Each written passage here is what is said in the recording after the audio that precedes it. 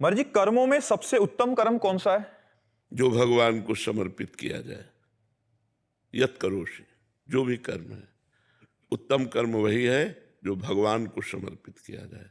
अब भगवान के समर्पित के लिए हम गलत आचरण थोड़ी समर्पित करेंगे, पाप कर्म थोड़ी भगवान को समर्पित करेंगे। तो शास्त्र सम्मत कर्म जो भगवान को समर्पित कर दिया गया वही सर्वोत्तम कर्म बन गया।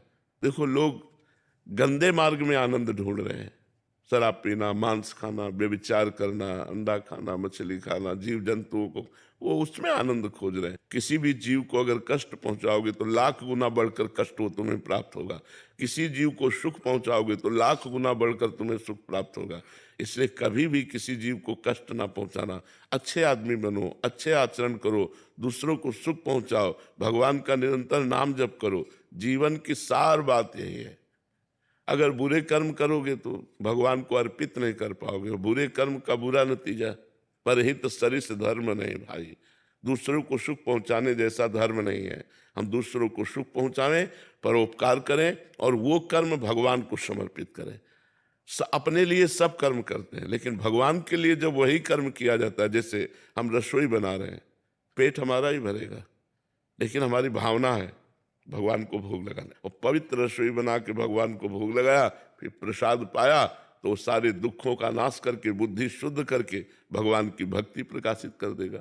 भोजन वही, अब तुरंत बनाया और खाने लगे, वही भोजन, भोग लगाया और फिर प्रसाद रूप से पाया, बहुत अंतर हो गया।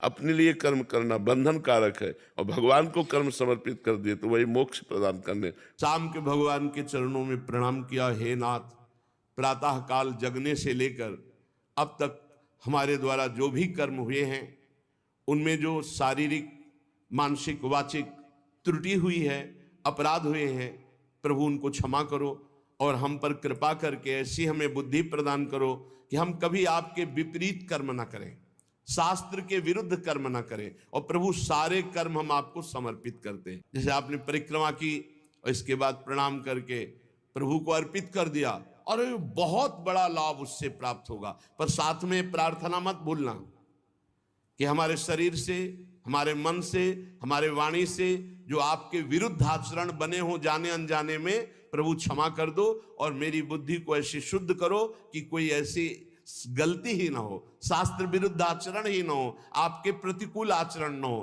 क्योंकि